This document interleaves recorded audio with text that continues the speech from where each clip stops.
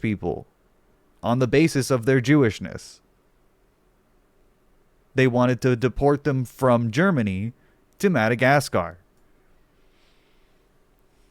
Right now, under suspicion of being undocumented or a member of Tren de Aragua or related to a member of Tren de Aragua, people as young as 14 years old.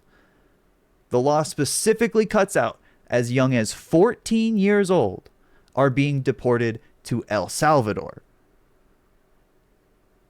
where they weaponize torture methods to illegally and against international law and human rights detain 40 people in a singular cell with bright white fluorescent lights on 24/7, where they stand there. Suspected gang members, violent murderers, innocent people, American citizens, all into one fucking crowded cell. That's happening right now, right this instant, right now. America is doing that.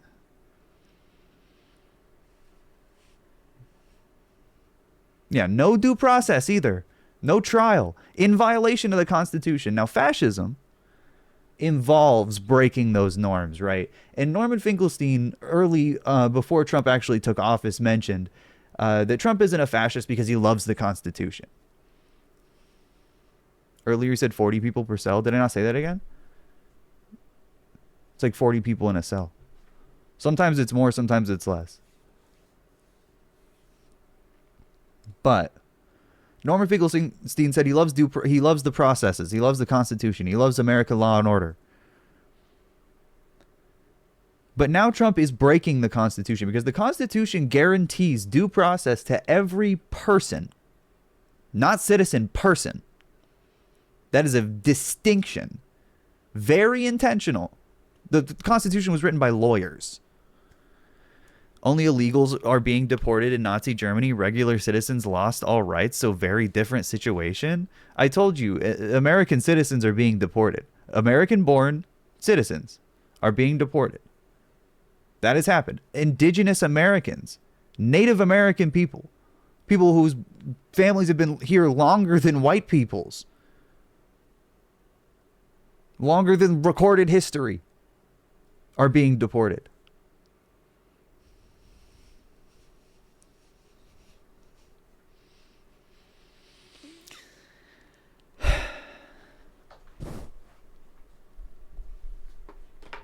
Oops. It's breaking the Constitution. And also, again, illegals still have rights. You're completely lost and do not understand American law if you don't think undocumented citizens have rights. They absolutely do. Every person on American soil has rights, supposedly, according to the Constitution. If you don't believe in the Constitution, that's a different conversation. And Trump apparently doesn't. We know this now. We, like, for an absolute fundamental fact, he doesn't agree with, like, Article fucking 15, Section 1 of the Constitution. I don't know if that's the exact one, but it's close to there. Mike from PA was looking at it the other day, so I remember it specifically. But it doesn't matter if they're undocumented. It doesn't matter if they cross the border. It's legal to seek asylum in America, and it's legal, and you have legal rights and like obligations the state has. You have the right to due process. You have the right to seek asylum and ask for help and be represented and be able to immigrate and not have to live on the fucking street.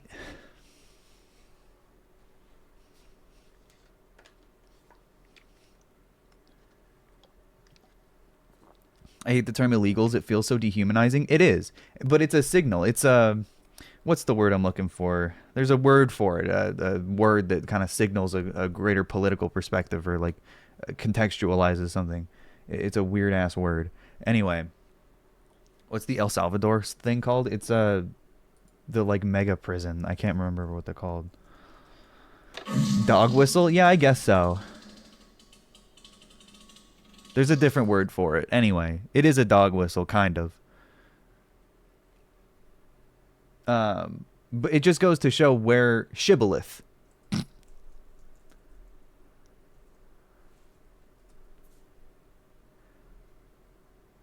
A custom or principle or belief distinguishing a particular class or group of people, especially a long-standing one, regarded as outmoded or no longer important. Kinda. Shibboleth. Shibboleth. Nice. Illegals is kind of a shibboleth of the right. Because it just goes to show you're at a certain stage of dehumanizing undocumented people already. Language is important in that way because it denotes your perspective. If you're at least speaking honestly. Insane word. I heard it on a podcast. Sorry. Here.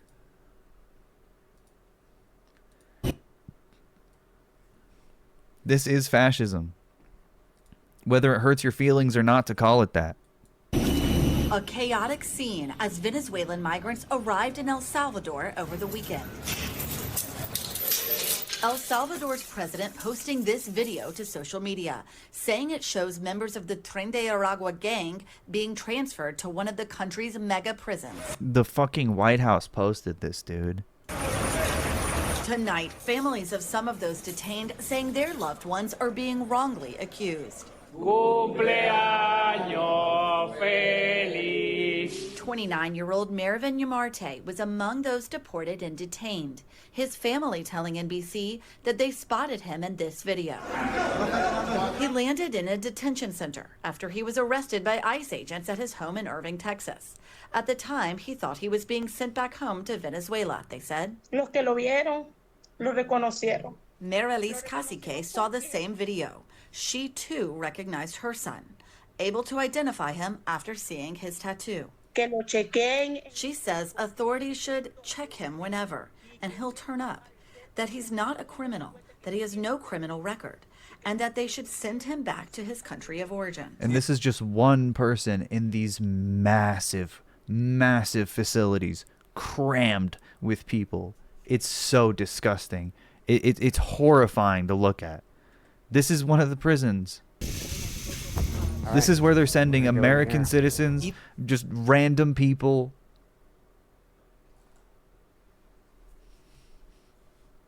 Workers that just fucking came here for a better life.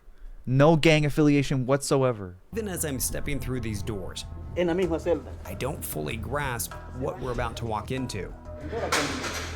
Look at Suddenly, this. you're hit with the intense gaze of dozens locking onto you. These men described as the worst of the worst, tattooed with reminders of El Salvador's dark past. It's tense and uncomfortable. But here, officials say comfort isn't meant to exist. There's no mattresses, there's no sheets. You've got a toilet over here for them to go to the bathroom. You've got this basin here that they use to bathe themselves. And then you can see there's a barrel of water. It's like they're fucking animals.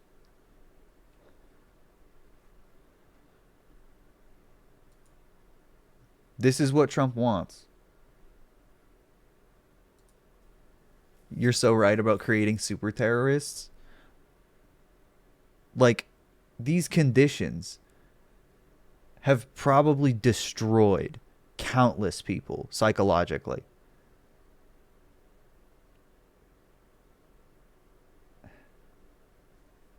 So your stance is we should allow the suspected gang members who are not legally allowed in the country, we should just let them stay? Yeah, if they're suspected gang members, they should be investigated and they should be tried in a court of law by a jury, and then they should be sentenced if they are found guilty.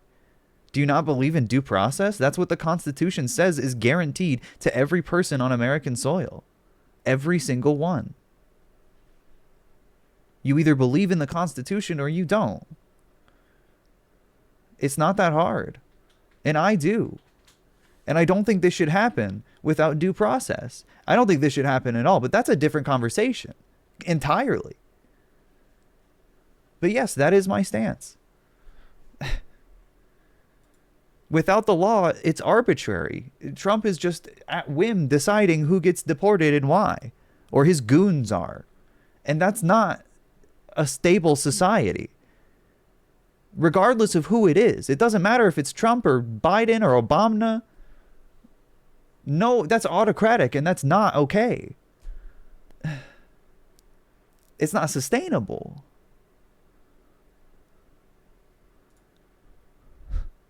That they can drink from. And like, the point is to bring these people to the point, like, you can't rehabilitate past a certain point once these like torturous conditions have like destroyed people's lives. It's so dark, dude. Like, what if the fucking El Salvador has a revolution and they want to fucking reform their prison system? What the fuck do you do? They are creating sociological problems yet undiscovered by humankind. And this is the final solution of the tough on crime party. This is exactly the end game of fucking tough on crime politics. You put all the baddest guys, the worst guys, maybe some of their friends, maybe some of their friends' cousins, maybe some of their friends' friends, maybe some of their friends' moms. Just stuff them in there. Sorry, I think these are all men's prisons, actually. Some of their friends' uncles. Just everybody they might have known or hung out with or talked to or seen or bought something from. Put them in these prisons. Sentence them en masse. And this is good, dude. This is cool. Greg Gutfeld tonight's talking about Dylan Mulvaney again. Ethan Klein's looping his content nuke to talk about how Hassan is a fake socialist. He's actually a fake socialist because he's rich, or a bad socialist because he's poor, or actually rich, or whatever. Meanwhile, there are not just one, but a multitude of fucking humanitarian crises in this fucking country. Like,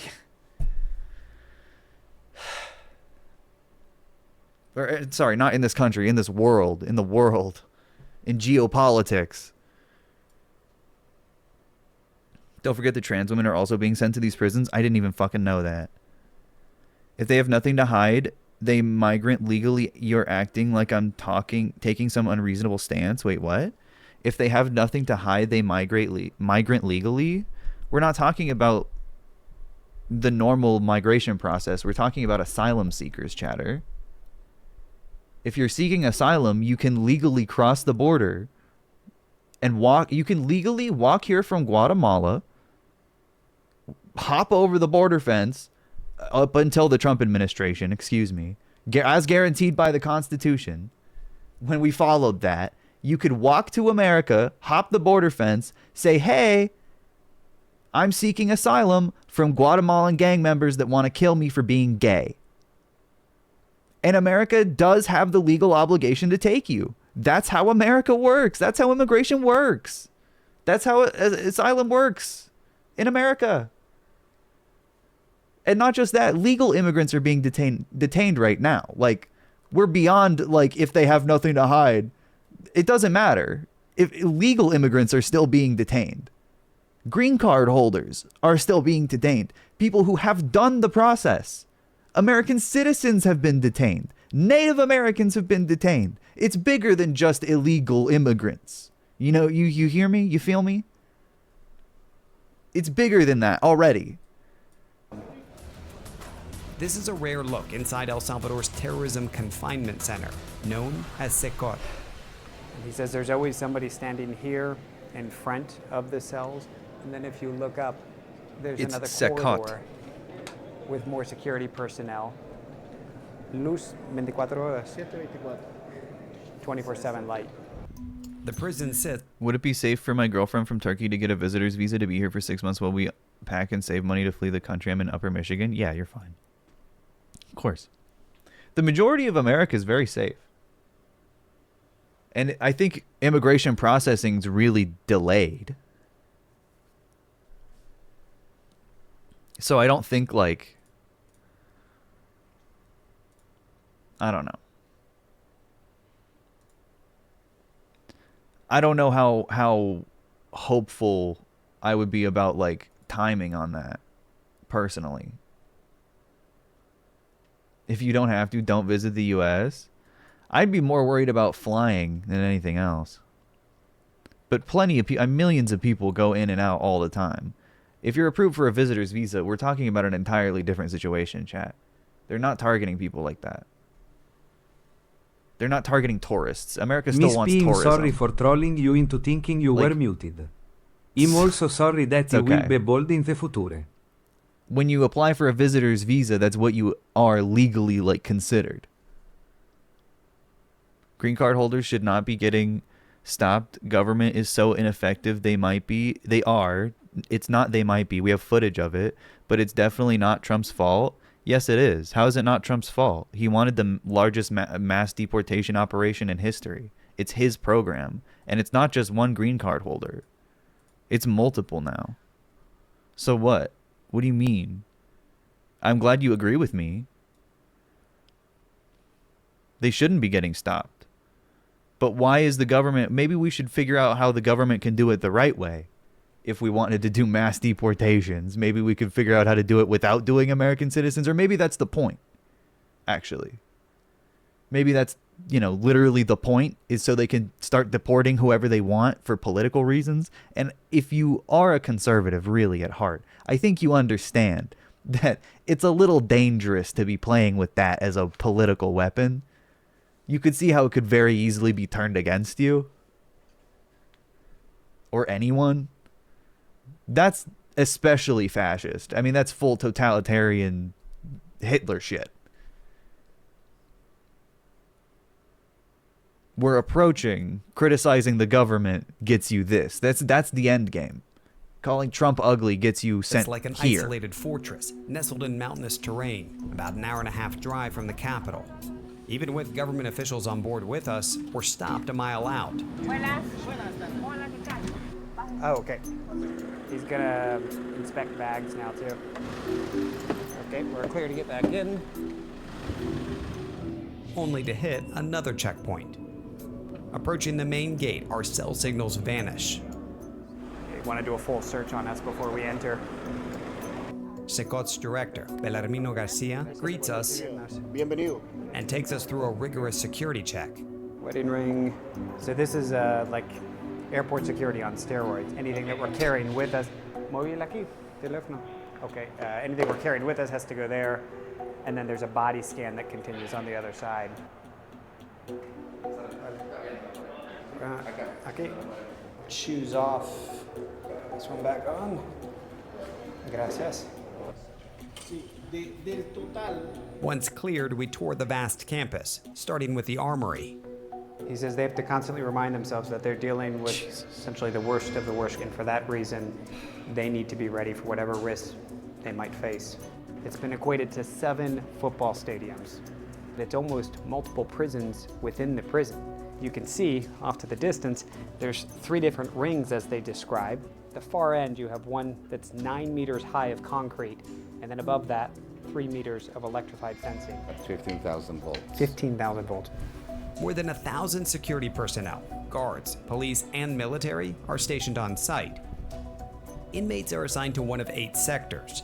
The director tells me the inmates, once they're inside one of these sectors, they never leave. Everything is done within, including doctors, as well as legal visits or court hearings. Each sector holds more than 24 large cells.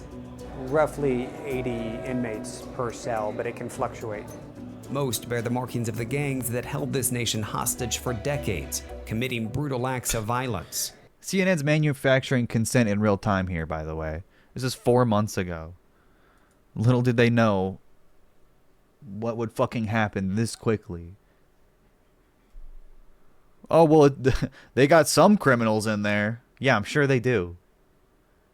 They also have their fucking tattoo artists and their butcher and their hairdresser who had no fucking gang affiliations whatsoever apart from just knowing the guy. You gotta kill people, you gotta rob, you gotta do what you gotta do to survive. You have to do those things. Yeah, you gotta do that. And if you didn't do those things, you wouldn't. You wanna be a gangbanger. We meet 41-year-old Marvin Vasquez, shackled and heavily guarded. What gang were you part of? MS-13. And do you have any gang affiliations? Yeah, I'm tattooed up. So what is this? This is an MS-13 gang member, an El Salvadorian gang. Now, they're using these same prisons for Tren de Aragua, a Venezuelan gang. Among other people too. And suspected Tren de Aragua members, which is a similar system to how the fucking El Salvador government did it too. Just anybody suspected of affiliation gets deported. Crazy criminals. Say crazy criminals. Yeah, I made this clique in 2011. You made the clique? Yeah. You were a gang leader? Yeah. What is it like to live here? It's probably not a hotel 5-star, but they give you the 3 times of food. They give you some programs.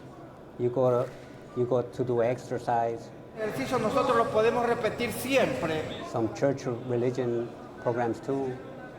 But that's limited to just 30 minutes a day. Jesus. The other 23 and a half hours, they're kept inside. I wasn't joking. I wasn't joking. 23 and a half hours of non-stop torturous conditions. I mean, fuck, dude.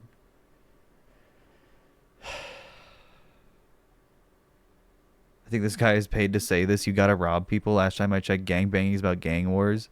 They would rob someone's iPhone. Why would they rob someone's iPhone when they make 100 times more a day smuggling drugs? Yeah. Or running some other kind of like illegal operation that's like large scale, right? I don't know. I don't know if he's being paid for it. But, you know, he might not want to go into like total detail. I don't know how much he would explain, you know. For inmates who get violent with other prisoners or guards. Yeah, this is where it gets really fucking dark too. We're gonna close the door. I just want to get a sense of... Wow. Solitary confinement awaits. The only light you get is through this hole. They can be in here for 15 days, potentially. This is torture, by the way. This is literal torture. All right, I'm ready to get out. Critics point specifically No, they're not allowed outside. to the prison's strict control and isolation of inmates, calling it a violation of human rights. It is. The director brought up Objectively. that a lot of folks will raise concerns from a Jesus. human rights perspective and an abuse of human rights, that he's calm hearing that because he sees it day to day, the process they go through to maintain, as he sees it, proper punishment. While you're cut off from society here, This is an insane piece, dude. I cannot. This is aged so fucking bad. They're literally whitewashing this. They're manufacturing consent. This is why I'm telling you that voting Democrat would not have saved this fucking process. This is all part of the plan. It's uniparty. whispers of life on the outside make their way in. I've heard about it, that it's a new El Salvador, it looks different. That new El Salvador has emerged under President Nayib Bukele, who took office in 2019 and declared a controversial state of emergency more than 2 years ago. Yeah, a fucking police state. It sparked an just like the fucking Egyptian police dictator too. Trump loves these guys. aggressive crackdown on crime. We see like, that. of course, there was extreme gang activity in El Salvador. It was really, really fucking bad. And it was in huge part because of American affiliation and CIA shit that we've done there for fucking decades. In El Salvador and in Guatemala. And in Nicaragua.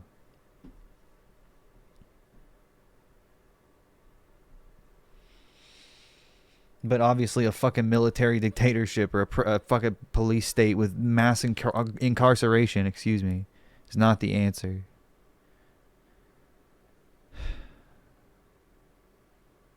Let's continue this. Over the weekend, President Trump invoking a sweeping wartime powers law known as the Alien Enemies Act to deport members of the Venezuelan gang Tren de Aragua, whom his administration has labeled a foreign terrorist organization.